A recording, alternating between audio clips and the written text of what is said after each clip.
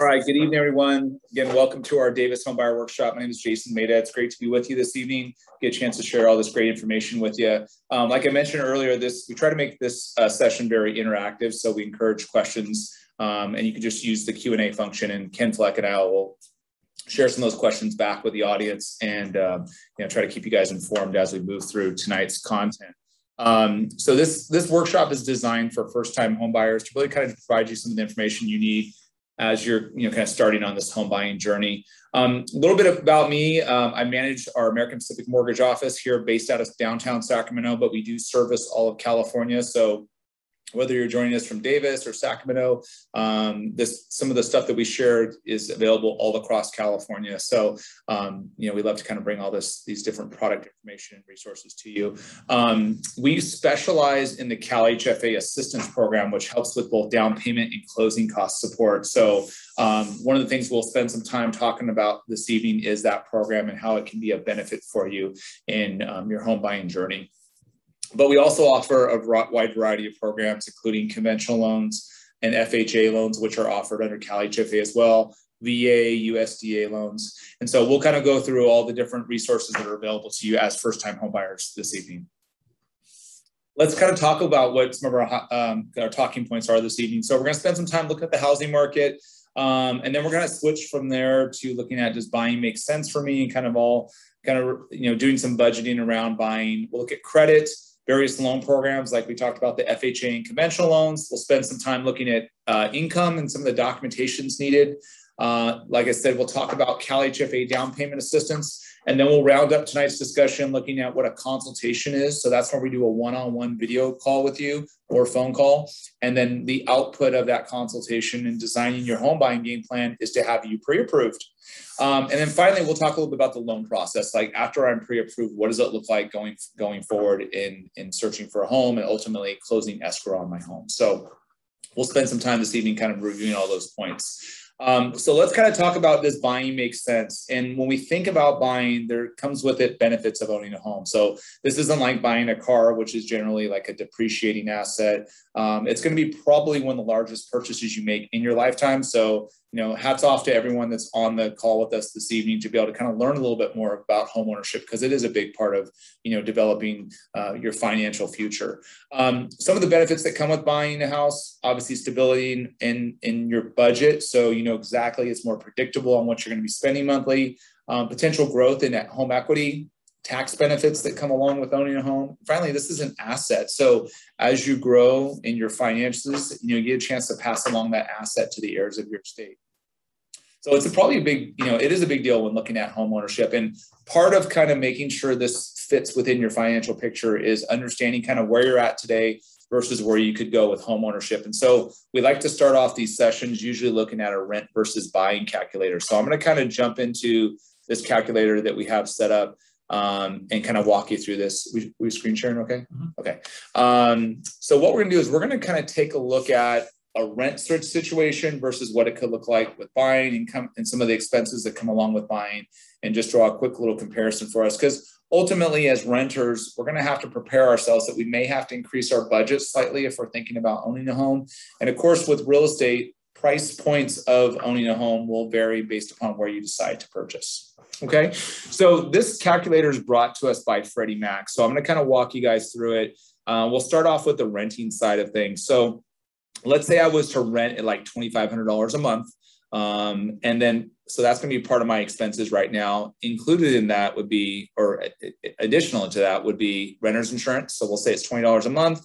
Let's assume that, let's say my rent expense is going to go up, to, let's say 3% per year. So every time I renew my lease, my landlord's probably going to jump the rent up. At least that's what we typically see in most of our markets we serve. And then let's assume we're going to buy at, we'll say $500,000 for tonight's discussion. Of course, that could be a little bit lower based upon where you want to be monthly. But with a $500,000 purchase price, the minimum down payment is 3%. So 3% would be here, which would be $15,000.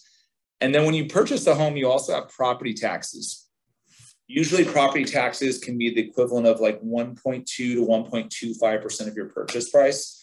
And then as being a homeowner, you would pay those either on a monthly basis or biannually if you decide to not do what we call as an escrow impound account. That's where we withhold your taxes and your insurance for payment. And we can talk a little bit more about that later on. You also have homeowners insurance. And so we're going to factor in about $1,000 a year and then maintenance annually. So as a homeowner, obviously we got to factor that in because we can't, contact our landlord to help them or ask for their assistance in helping fix an item. So that's going to be something that's going to be on you. And then in terms of loan information, so let's plug that in. So if we look at a loan, let's say a 30-year fixed mortgage, we're going to plug in interest rates of 3.25. Now rates are a little bit lower than that, especially if you have a higher credit score. But unless you plan on buying now, we want to kind of forecast out maybe a potentially higher rate environment. We could talk about that in just a bit. Origination charges, these are going to be what your lender is going to charge you. So roughly $18.90. Discount points. Now, discount points allow you to buy down your interest rate. So let's say interest rates are 3.25. We want to pay one discount point, which would be the equivalent of like 1% of my loan amount. That generally will drop, that 1% could bring down your rate as much as 0.25%. So if I paid 1 point, that will allow me potentially to get down to maybe a 3% rate. Now, the rates today are on average about 2.875, so that wouldn't be necessary. But again, if we're planning in the future, if we're looking at buying 6 to 12, maybe months out, we really want to plan for a potentially higher rate environment. Other settlement services like closing costs, we want to factor into our out-of-pocket expense. Generally, closing costs to buy a house are going to be anywhere between 2 to 3% of your sales price. So if we're buying a house for $500,000, we want to set aside maybe $10,000 up to as high as $15,000 for our closing costs. Now, the other assumptions we're going to want to make is our appreciation rate of our home. So that varies a bit by where we're going to buy and when we buy. So we factored in 3%. We're going to assume we're going to be in the house for 7 years. Now, this is the cost for selling the house. As a buyer, you're not required to pay the commissions to your agent who represents you in your home purchase. Those are all paid for by the seller. So we always recommend using a buyer's agent because it's a great resource to have for you. And of course, the seller's paying for their commissions. Now, eventually, when you sell your home, you'll be on the other side of the transaction. So you will be actually responsible for those commissions. Then we also want to factor in state and federal taxes. So we'll put a 33.8% tax rate and then the savings rate of 1%. So what happens is when we look at the payments on a monthly basis, so as a renter, we're paying about $2,500 a month. As a homeowner, we're going to be going up in budget by about $700 per month. But when we look at the opportunity cost over the next 7 years, when I look at appreciation, tax benefits versus continue to pay rent, and obviously not reaping any rewards tax-wise or appreciation, buying a house really ends up being about over $100,000 opportunity for me over those 7 years. So assuming the tax benefits, my growth in equity, I sell my house in 7 years, that's where the $100,000 opportunity comes in. Again, it's a little bit slightly higher of a monthly payment. So we got to either adjust our sales price down of our home or put more money down depending on the situation. But ultimately, if we feel like we can go up a bit in monthly budget, that's what the opportunity would look like on that type of house. So that's our rent versus buying calculator. We're going to send out all this material to you tomorrow morning, so you can get a chance to look at that yourself. Okay. All right. Go ahead. Back at it. We're good on our slide. Yeah, you're good. Okay. All right. Cool. Okay, so let's kind of transition from our rent versus buying. Let's talk a little bit about housing appreciation. So as we've seen over the last, really 2 years, or year and a half, 2 years, really we've seen really swift housing appreciation as evidenced by our chart here. You can see in 2020, as we kind of entered the pandemic, we started to see home prices start to swiftly move up. And that obviously was attributed to limited supply, high demand, especially as we move further into the pandemic, less sellers were willing to put their homes on the market. We still had huge buyer demand. And so that lack of inventory really pushed prices up. And you can see this, the movement in home prices across the greater Sacramento area. And it's really at a much higher pace than what we've seen across the rest of the country. Albeit, everywhere is really, especially on the West Coast, we're seeing huge appreciation levels. Now, what's causing that? We did talk a little bit about supply versus demand. So limited supply, high demand. And then we also look at Sacramento in particular. We're seeing a lot of still migration from the Bay Area out to the greater Sacramento area, including Davis, Woodland, Natomas, Roseville, Rockland, El Dorado Hills, all over the greater Sacramento area, because the work style, I guess, or work environment has changed for Bay Area employers, employees, where people can now work remotely. In fact, I was just talking to a client that's going to be living in Galt and can telecommute to the Bay Area, and so decides to move up here for a cheaper cost of living. So that is certainly, in those type of scenarios, are influencing appreciation levels here in Sacramento. And we don't see that really tapering off. We're still getting a lot of activity with Bay Area buyers looking to come into the greater Sacramento area. Okay, so that's kind of what's fueling the housing appreciation right now. Now, the question we get is, what have we seen in this? We're still kind of in the pandemic environment. Like, what's going on with the housing market right now? So throughout the spring, and now we're kind of winding up the summer. In fact, I think today's the last day of summer. So, we kind of wrapped up the summer buying months, but it really hasn't changed or slowed down as we're getting ready to move into the fall and winter months. And we don't suspect that that's going to slow down at all. What could change the market environment a bit is the interest rate environment, which we'll talk about in just a second, if we start to see interest rates start to inch up right now. So that's kind of what we're seeing on the short-term side. So multiple offers right now still exist for properties.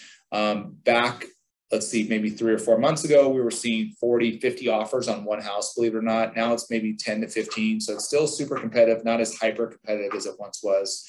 Now, where's the housing market go long term? We don't quite know. What will be interesting to see is part of when us as a country entered the pandemic, stimulus was brought into the economy as part of the CARES Act, which allowed existing homeowners to take forbearance, similar to what you've seen with some of your student loans, and to defer some of their payments up to 6 months. Well, some of those forbearances are now coming due, and so it'll be interesting to see, what those existing homeowners can do.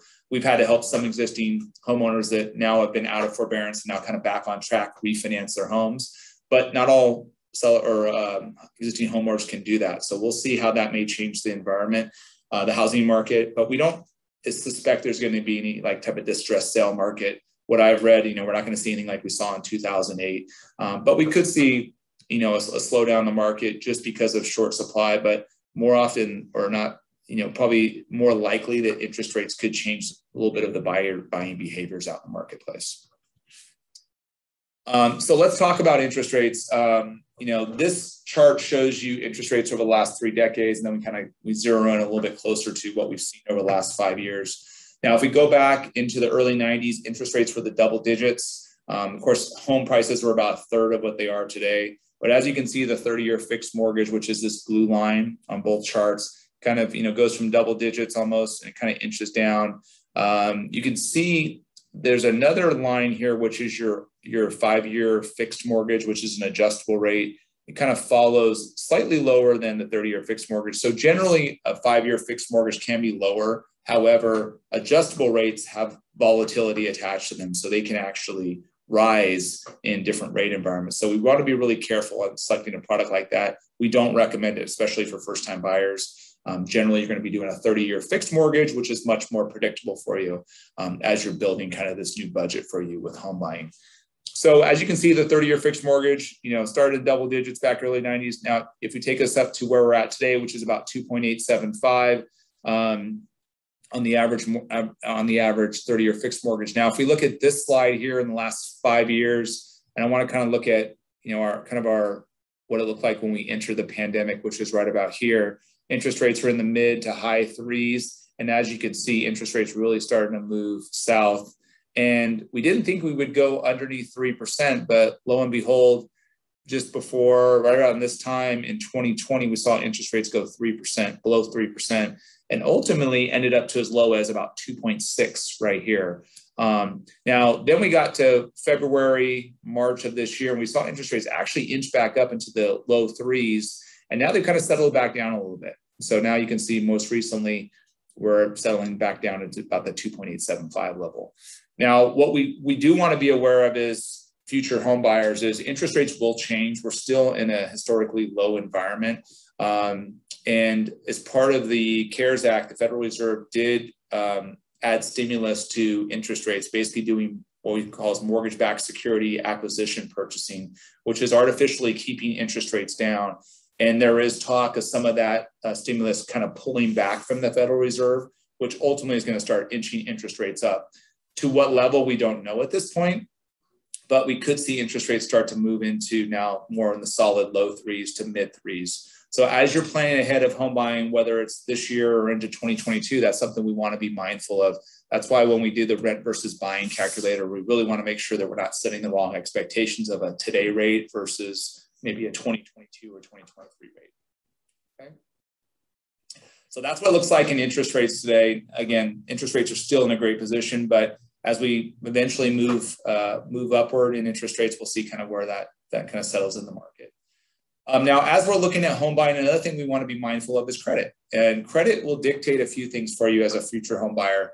Interest rate offering, product selection, as well as what we call as mortgage insurance. And mortgage insurance comes into play when we put less than 20% down. So what we want to do is kind of walk you through some credit, give you some information on kind of what credit can look like for you and how it can potentially improve over time as you prepare to buy. Now, what's nice about it is there's so many different credit resources out there, whether it's Credit Karma, Equifax, Experian, or TransUnion, has all these different tools that are available to you as first time or as a consumer, I should say. When we look at different programs that are available to you, there is minimum credit scores for each program. FHA is generally a 600 credit score, where conventional is 620. The Open Door program, which is a first-time buyer program, is usually 640. And then Cal Hfa, which we'll spend some time talking about tonight, is a minimum credit score of 660. So those are the minimums for credit scores. Now, when we look at like what's inside of the FICO score calculation, this is what it looks like over here. So 15% of the credit score is made up of how long I've had credit. So the more mature my credit file is, if I've had it, 2 years versus 10 years, that 10-year credit history will show a longer payment history, and ultimately you probably have a higher credit score. So the less credit activity we have, or the least amount of credit history, will have basically about a 15% weighting on the credit score. 20% of the credit score is how much credit I have in use, ultimately how many new accounts I have, and more importantly, credit inquiries. Now, there's a difference in inquiries. There's a hard inquiry and a soft inquiry. Hard inquiries will impact your credit score the more you have.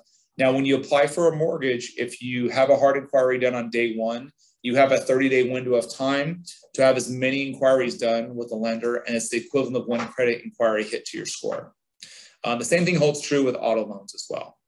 Now, in starting our process, and if you decide you want to move forward with a consultation with us, we start with a soft credit inquiry. So that allows us to get visibility to your Equifax score and design some home buying budgets around that, so that you won't have to worry about the hard inquiry initially just for your pre-approval.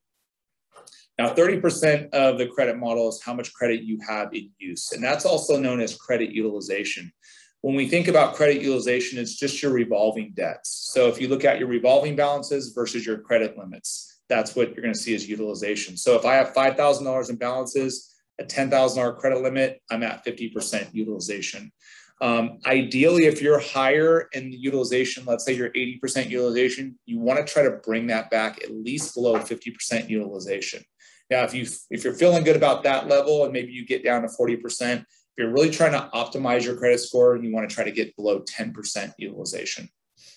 When we look at utilization of credit and how that reports on a monthly basis, the credit issuer that you have, so let's say it's American Express, is going to send out the data on your credit card at the end of your billing cycle. That gets sent out to the credit reports. So if you're trying to optimize your credit score, I really encourage our clients to try and pay off your credit balances or pay down your credit balances before the end of your billing cycle. So for example, if you're paying your credit card off, let's say on the due date. So if your due date's on the 4th of every month, but your billing cycle is on the 20th, if you pay it off on the 4th, even though you've had a $5,000 balance at the end of your billing cycle and you paid it off on the 4th, the $5,000 balance, because it's now reporting at the end of your billing cycle, gets reported out to the credit agencies, even though you paid it off on the 4th. So if you're really trying to optimize credit score, try to pay off that balance rather on the 4th, pay it off by the 20th or the 19th before the end of your billing cycle.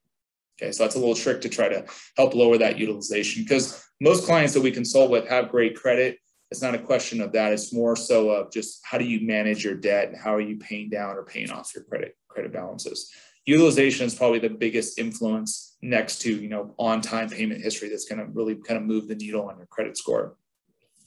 And speaking of payment history, 35% of your credit score is going to be based upon how you paid your bills.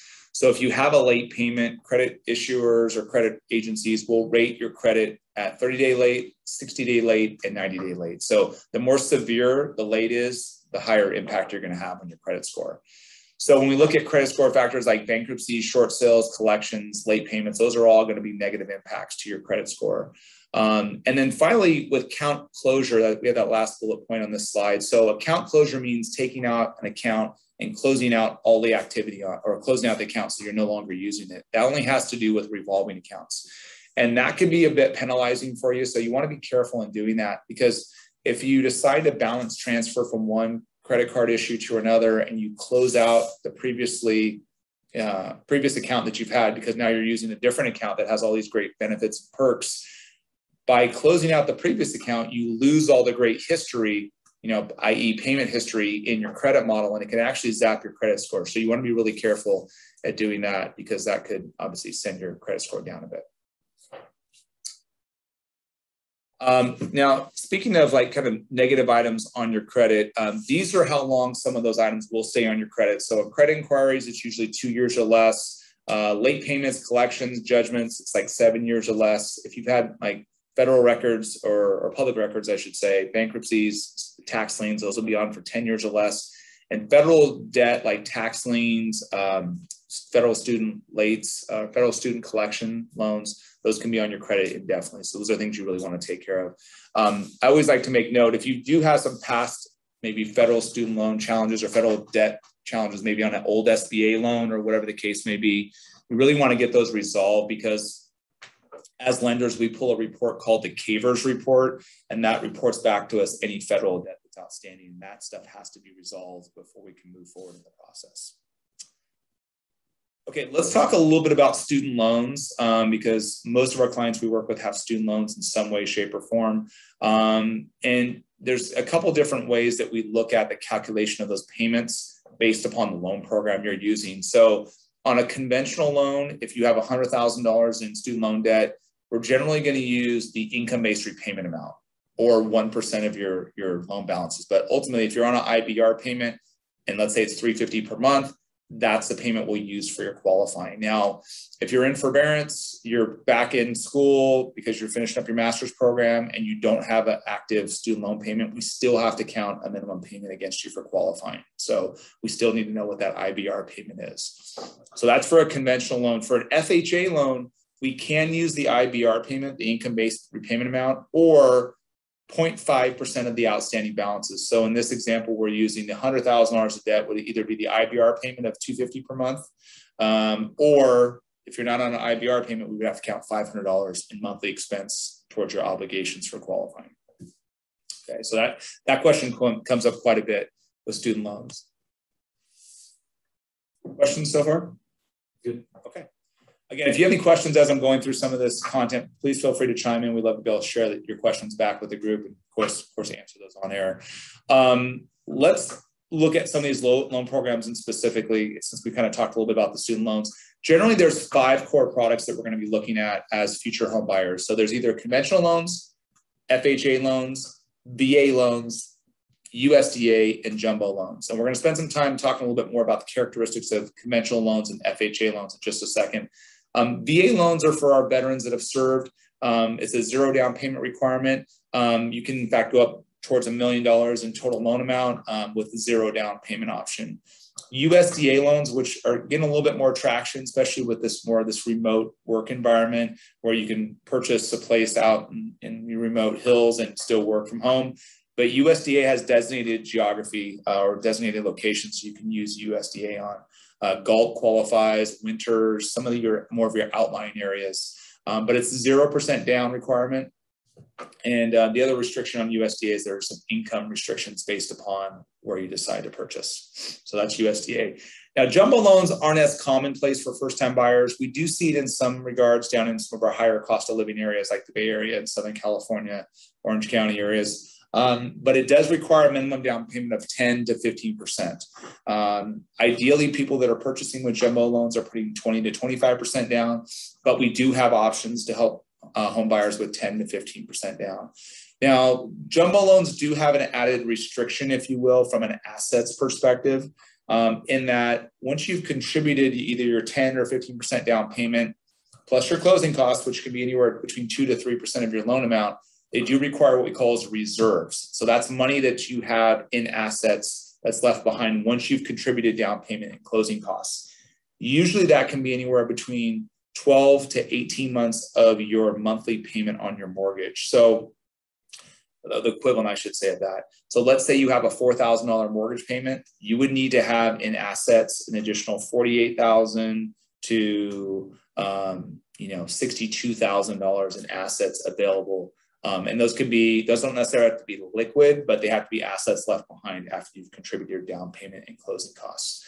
Later on tonight, we're going to talk about our medical professionals program that may have a lower down payment solution for some of our clients that are in residency or existing physicians today. So we'll spend some time looking at that, but that's a jumbo loan. And again, not as commonplace for first-time buyers, but certainly it's an option that we can look at if it makes sense. Jumbo loans will be for clients that are purchasing with a loan amount beyond $598,000.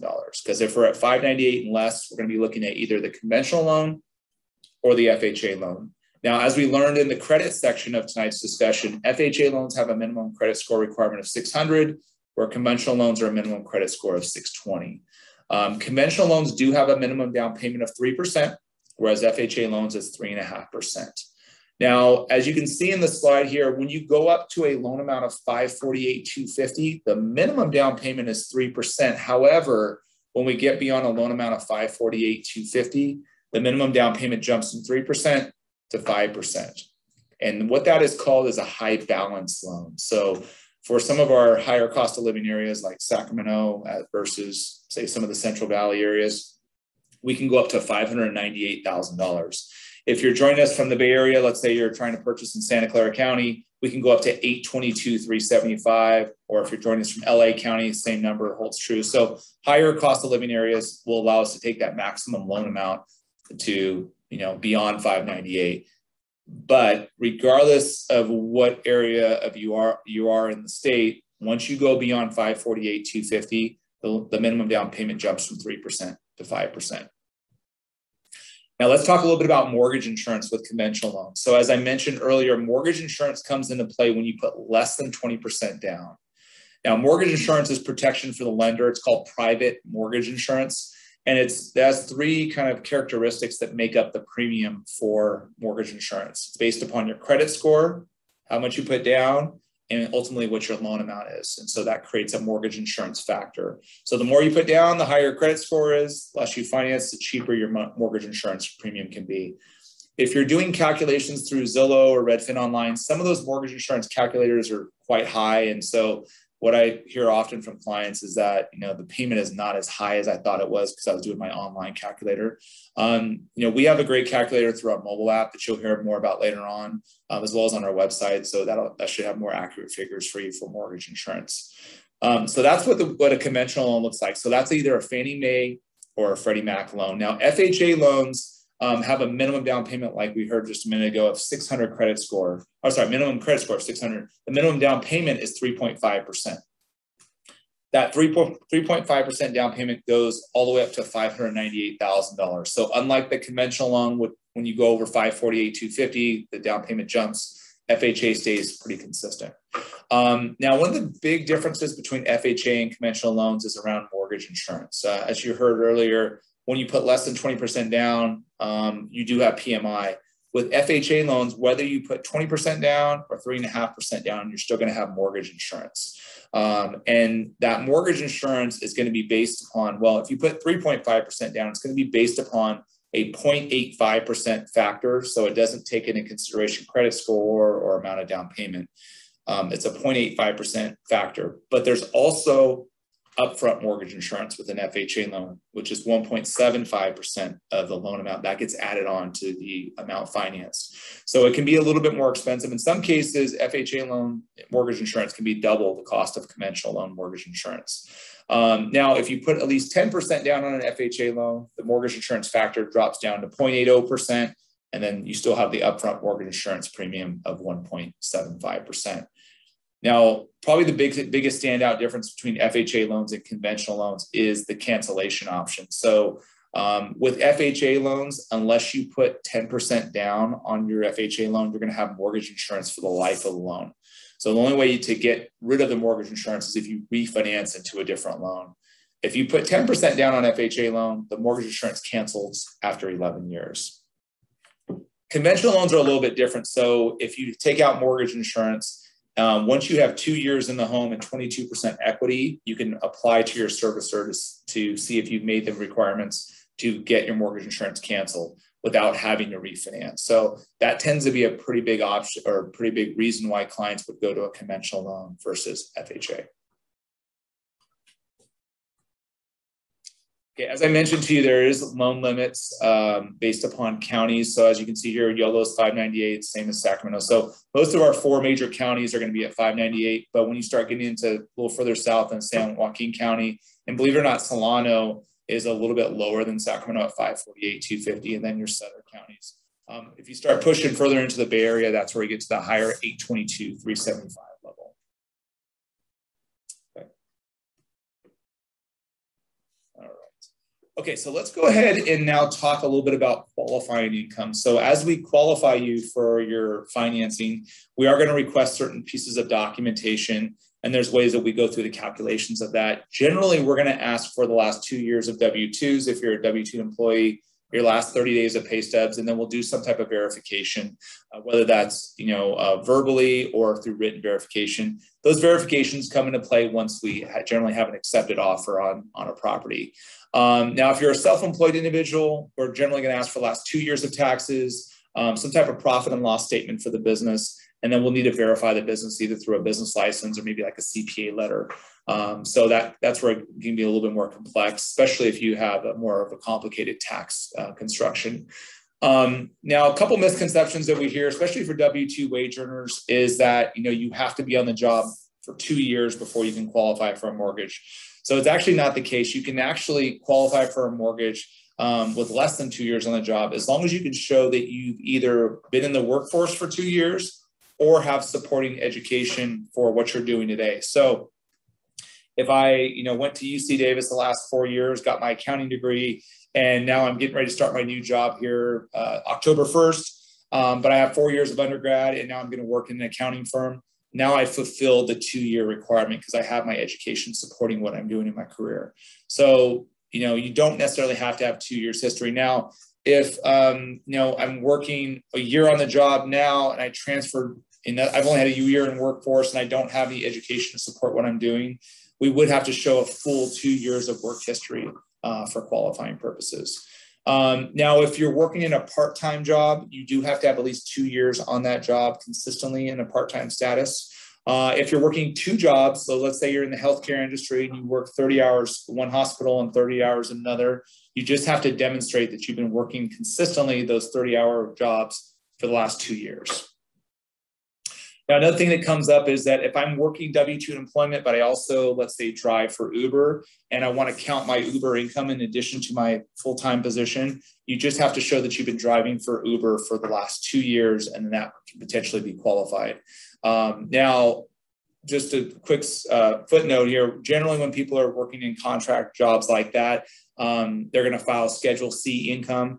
So what we tend to see is there's a lot of expenses that are written off through the Schedule C income. So if you plan on using that income, we just want to make sure that it obviously shows as a profit to be able to help, because if there's a negative, that actually takes away from the income that we can use for qualifying purposes. Okay, so that's a little bit about income. Did I miss anything on? Okay, all right. Okay, so that's your qualifying income, and we want to stick with income and talk a little bit further about income versus obligations. also known as debt to income ratio. So that's one thing that lenders will look at to determine your qualifying. So debt to income ratio simply is the amount of your monthly obligations, including this new housing payment that you're going to have, versus your pre-tax or gross monthly income. Now, the obligations that we take into consideration with that calculation is going to be things like personal loans, credit cards, lines of credit, auto loans, student loans, things of that nature. So your expenses that you have for dry cleaning or, daycare expense, anything like that doesn't get factored into those obligations, albeit those are things that we want to consider when we're designing your home buying budget. Usually the maximum debt to income ratio is anywhere between 43 to 45%. So that's where most lenders we want to kind of target, but that doesn't necessarily indicate affordability. As you'll hear in just a minute, affordability, usually what I've seen working with hundreds of first-time buyers, is usually around 33 to 36%. Now, you may hear in some cases you can go higher than 45%, and that is true, but ultimately we will want to have a good justification as to why we want to go that high, because we want to put buyers in a place to succeed with homeownership, not a place of stress, with a higher monthly payment than what they can handle. Here is the debt to income ratio, which is generally principal and interest, property taxes, and the homeowners insurance for my new house. Now, if I'm buying a condo, a townhouse, we may have an HOA, which is a homeowners association dues. If that total monthly budget or monthly expense is $3,000 a month, and then I'm paying maybe $500 a month in other obligations, then my total outgoing debt is $3,500. If I divide that by my monthly income of $9,500, then I have a debt to income ratio of 36.84%. So like I said, most first-time buyers feel pretty comfortable around 33 to 36%. That's kind of what we see in going through consultations with various clients. Okay, so kind of bring us all back in where we're at now currently. So we've kind of learned a little bit about our budgets, interest rates, kind of where the market's at. You've spent some time kind of learning a little bit about products, credit, of course, and kind of how that's going to influence your buying power. And then we've talked a little bit about income. So the last kind of component to putting together buying for us is going to be your down payment, or what assets we have. Usually I kind of look at it as like a three-legged stool, if you will, when in buying. So we're always going to look at income, we're going to look at credit, and we're going to look at assets. So we want to make sure all those things are kind of stable. And in assets, we want to make sure we have enough savings to make our home purchase. We're going to talk about tools and resources to help you with getting closer to homeownership through assistance programs. But ultimately, that as you're saving for your home purchase, we're going to use checking and savings accounts as a verifiable asset. Cash deposits can't be used for the home purchase. And if there's any like abnormally large deposits, those all have to be sourced as to the origination of those deposits. Retirement accounts like 401ks, 403bs can use. IRAs get a little bit tricky, so you want to make sure that there's not a tax event that can be created by withdrawing or liquidating those type of accounts. And then finally, gift funds can be used where you have a family member that's willing to gift funds for your transaction. Those funds don't have to be seasoned. Any other assets generally have to be seasoned at least 60 days. So we have to see those in your account for 60 days or track where those have come from.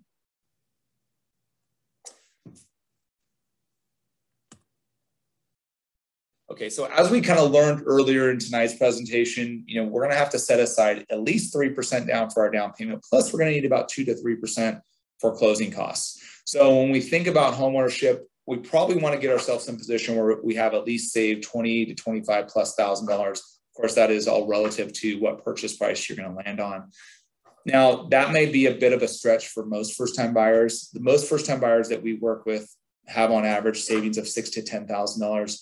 And so that's when we look at a Cal Hfa Assistance Program can be a great tool to help homeownership be that much closer for first-time home buyers. So I want to spend some time talking a little bit about the Cal Hfa Assistance Program, and it's designed to help low to moderate income households achieve homeownership all across California. So as you're going to learn in this particular section of the presentation, there's income limits attached to this, as well as first-time buyer designations. Now, there's two components to the assistance program. There's the My Home Assistance and there's the ZIP Assistance. The My Home Assistance helps with your down payment. So as we learned earlier, you're going to have to put at least 3% down for a conventional loan, 3.5% for an FHA loan. So this can help with up to $15,000 in down payment assistance to meet that down payment requirement. Now, it is a low interest loan that the state provides to you. It's at 1% interest. but you're not required to pay it back until you either sell your home or if you refinance in the future. Now, if you're a public school employee, like a teacher, school counselor, you work for a fire department, or if you're buying a new house, then there is no $15,000 cap. So if you're looking to buy, let's say, $550,000 house and the minimum down payment is $17,500 and it's new construction, you would still get that full $17,500 through the Cal Hfa program. So the My Home Assistance Program can help fulfill the requirements you need or help your resources for down payment. But on the closing cost side, the ZIP Assistance Program can be another tool that you can take advantage of as well. That provides anywhere between 2 to 3% of your loan amount for closing cost assistance.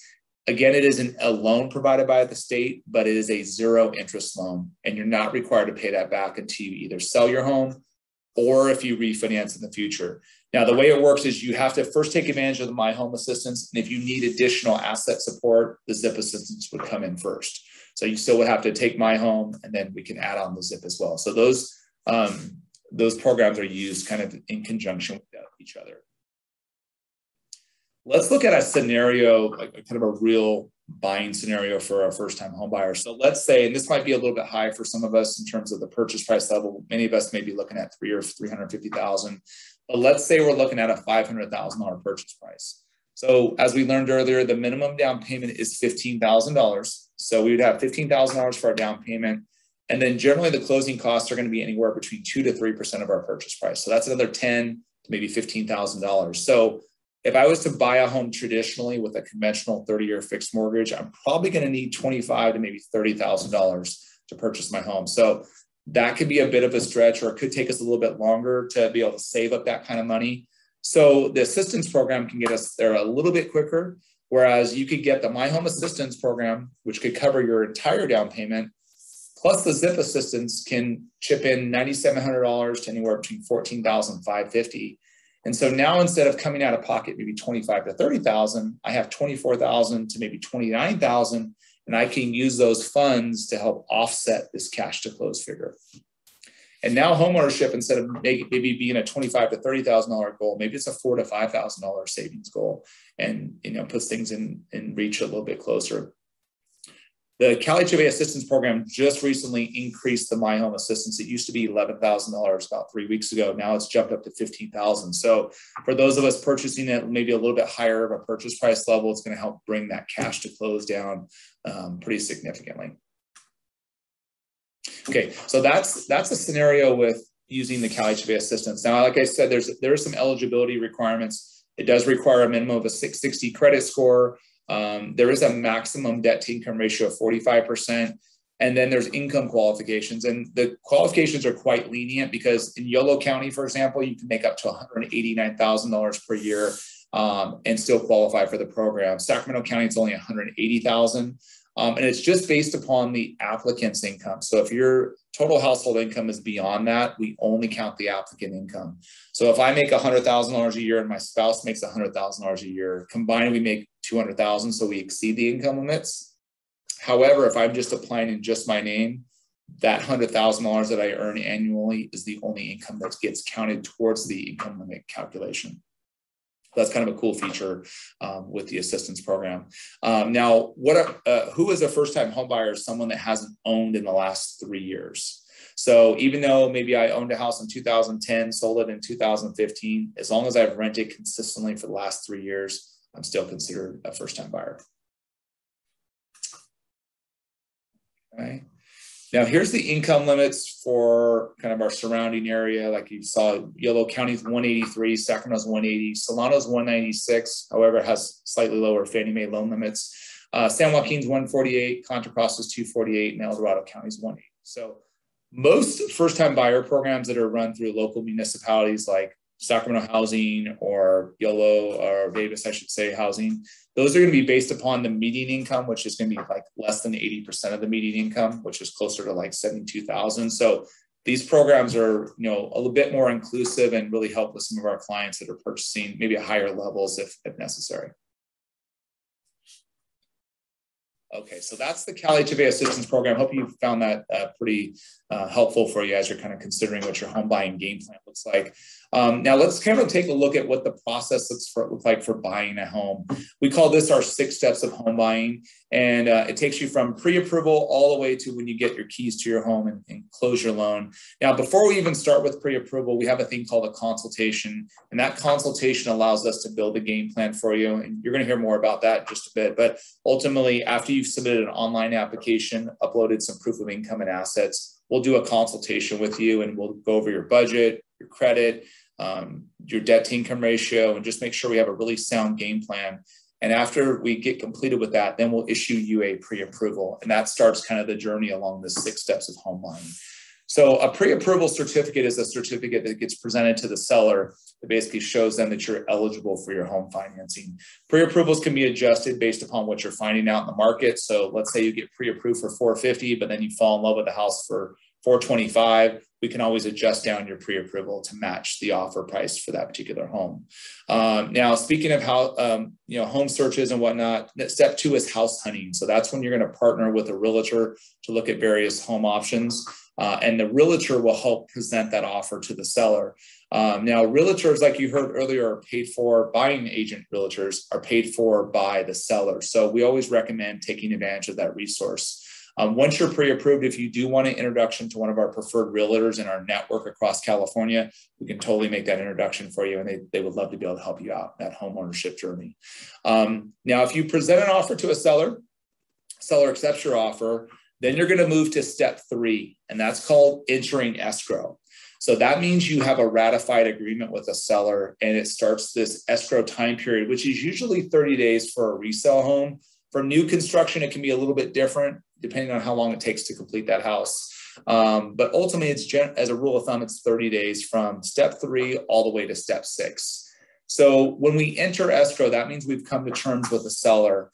And now we're going to start, like I said, this 30-day process. Now, you as a buyer will be required to make what we call an earnest money deposit. And that's a good faith deposit of about 1% of the purchase price that gets held in escrow while you're going through the remaining steps in the buying process. Because you as a buyer have an opportunity to do what we call it's called a contingency period, but it's basically your due diligence on the property.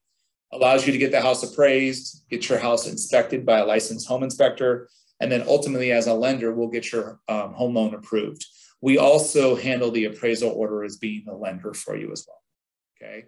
Now, the contingency period, when you get a chance to do your homework on the property, usually starts from day 1 all the way up to about day 17 or even day 21 of that 30-day escrow time period.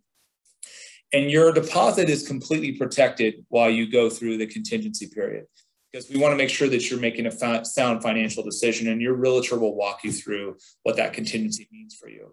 Now, within 72 hours of step 3 of that accepted agreement, we're going to get together with you for a video call, and that's where we're going to go through kind of your home buying setup. So what your financing looks like from an interest rate perspective, your monthly payment, your out-of-pocket expense. So you have some real good comfort level around what to expect in home buying. So that's generally about a 30 to 45-minute session.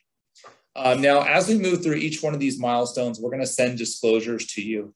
Disclosures are going to be generally e-signature disclosures that highlight your interest rate, your payment, your total out-of-pocket expense. So you have total transparency in what your financing looks like.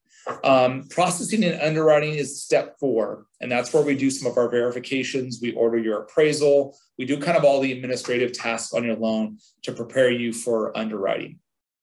Underwriting has an automated component, but it also has a human element to it where you have an actual underwriter that is reviewing all your documentation and ultimately issuing the loan approval at step 5.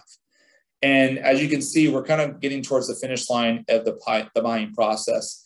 And at step 5, once your loan approval has been issued, you're going to be also at the end of your contingency period. So you're going to be asked by your realtor to sign off on your contingencies. And as long as you feel comfortable with everything, you're going to go ahead and make that sign off. But it's important to know as a buyer that once you sign off on your contingency, you're kind of all in on the transaction. So if you decide to cancel after signing off on your contingency, you could risk losing your deposit. So you just really want to make sure you feel comfortable before making that sign off. Now, back to the loan side of things, at step 5, we're also going to issue to you a final closing disclosure. As you heard just a bit ago, I send disclosures to you out at every milestone, but you're going to get your final closing disclosure at step 5. And that gives you a 3-day cooling off period as a buyer to make sure everything is what was presented to you earlier. So you make sure you feel comfortable still with the financing. If everything looks okay, then what we're going to do is we're going to move to step 6, which is closing of your loan after that 3-day cooling off period has elapsed. And at the closing of the loan, that's where we're going to be signing final documents. And those are done in person with a public notary. And that takes about an hour to maybe an hour and a half. Once you've completed that task, then you're going to make a final deposit of the funds that's owed for your home transaction. So after maybe the first mortgage has been applied and the assistance, you'll see what your total cash to close is. And that cash to close should be in line with what you've seen in previous disclosures. Now, after you've made that final deposit, and by the way, that's done either via wire, certified funds, or through a cashier's check. So certified funds have to be used. Once that's been completed, then as the loan company, the mortgage company, we're going to wire in the final funds for your mortgage. That money gets collected by the escrow company to make sure you've contributed everything that you're supposed to in the transaction. And if everything looks good, the escrow officer will record documents with the county recorder's office. They'll record a grant deed, and that transfers ownership to you. They'll also record a deed of trust, which is your agreement to repay the loan. And so after all that's been completed, then you become the official owner of the home. We do a virtual high five, you get your keys, you take your selfie, you share that with all your friends, because it's a huge accomplishment getting through home ownership. And we want to be, celebrating that. And in fact, we have so many, testimonials of clients that have been successfully, navigated through the home ownership waters. And it is a big deal. Like I said, it's probably one of the biggest, purchases you make in your lifetime. So we definitely want to celebrate that. So that is the 6 steps of home buying. Now, as I mentioned before we kind of started talking about that, we do a consultation with you, and that's a comprehensive overview of how we design your financing. So you do that individually with me as a one-on-one video call. We review your application, your income, your assets, your credit. We talk about budgets, and we just make sure we get a sound home buying game plan. And like I said, that'll probably take about 30 to 45 minutes. I always like doing those over video because we can screen share with our clients and just make sure they feel comfortable with everything. To get started in that process, there's an online application that you complete, which is all linked here on the slide, as well as you'll upload proof of last 2 pay stubs, last 2 months bank statements, and your past 2 years of W-2. So that's for a consultation. And then what you do is you'll just schedule an appointment using this link here. And like I said, you can do that either video, or if you feel more comfortable over phone, that's totally fine too. Now, leaving today's discussion, if you just want to kind of get some questions answered and you want to do like a quick intro call, just to kind of talk more about home ownership and maybe just some questions that didn't get answered this evening, you can certainly set up an intro call for me. And that's where we just get together for about 10 to 15 minutes and just kind of talk about what next steps look like in the process for you. So a couple of different options for you to consider as we're going forward. Again, the consultation looks a little bit like this. What's your housing budget look like today? What do you want it to look like as a homeowner? Some of your goals, how long do you plan on being in the house? Short and long-term goals. Affordability, where do you think you're going to look to buy? Because obviously buying will dictate sales prices and where you want to be with your monthly budget. We'll review the application, interest rates, and closing costs. Make sure you feel really good about your debt to income ratio. And like I said, the output of that home buying game plan will be to have you pre-approved. And then if you want us to introduce you to one of our preferred realtors in our network, we're more than happy to make that introduction to you or for you over email. Okay. So that's what the free consultation looks like. Now, maybe you've heard about our workshops that we teach every couple of weeks through our community partnerships through, UC Davis or UC Irvine or USC. So part of those programs, we offer a discount program, which gives you a $750 discount in closing costs. So that's a really cool program and gets you access to some of those programs that we've talked a little bit about this evening. And like I said earlier, this is probably the biggest investment you're going to make. So we want to be your trusted mortgage partner through the process, along with working with one of our real estate partners. We understand this is a big deal to take these steps in homeownership, so we don't take this lightly as being your advisor through that. And being your advisor, we want to make sure you have all the right tools and resources. So our mobile app is a great tool to help you with that. You can apply for your mortgage right there. You can do calculations, upload documents, and we can get quick pre-approvals together for you using the mobile app. So that's available for you via Android or Apple as well. as we kind of wrap up this evening, like here's all my personal contact information. So if you want to reach out to me about some questions that you have, you can certainly schedule an intro call. If you want to jump right into a consultation, that works too. But if you do want to just send me a text or email or give me a call, here's all my contact information for me. And then this is all our social channels. So we really, like I said, want to celebrate homeownership with you. And so we have some fabulous reviews on Yelp and on Google, but we also have clients that, just post on Instagram or Facebook, just their experience with us too. So we encourage you to check those out or follow us on Instagram or Facebook. With that said, we're going to wrap up this evening. We want to stick around for some questions. We haven't got any questions actually from the group to share back with you, but we'll stay online here for a little bit and include you guys in on some of those questions as they come up. So I'll shut down the video portion right now, but keep us live on audio and we'll check back with you guys.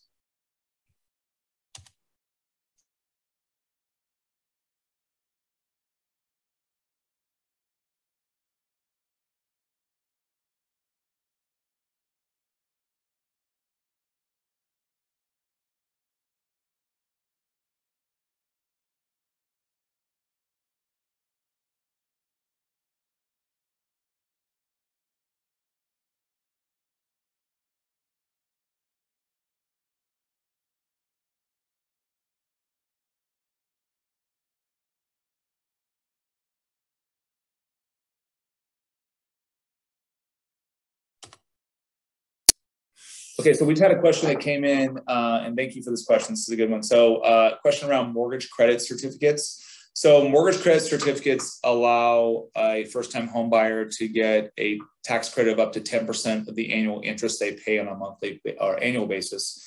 Those are individually applied.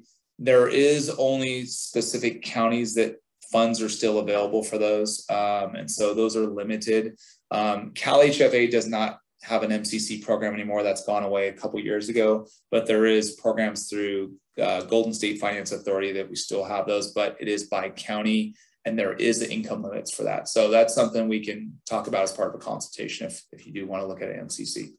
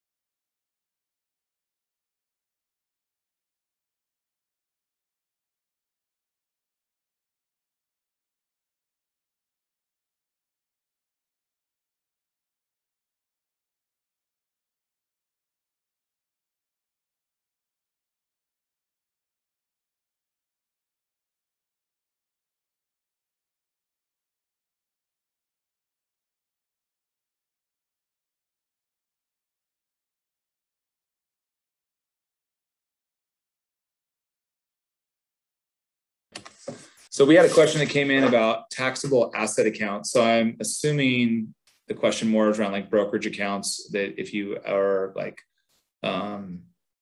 non-liquid accounts, if you withdraw those, the tax implications. So the answer to that is they do count towards, asset verification.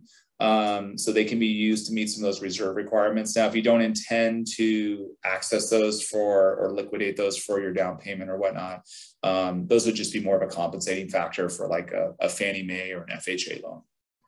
But if you're doing a jumbo loan, they can certainly count towards the reserve requirement.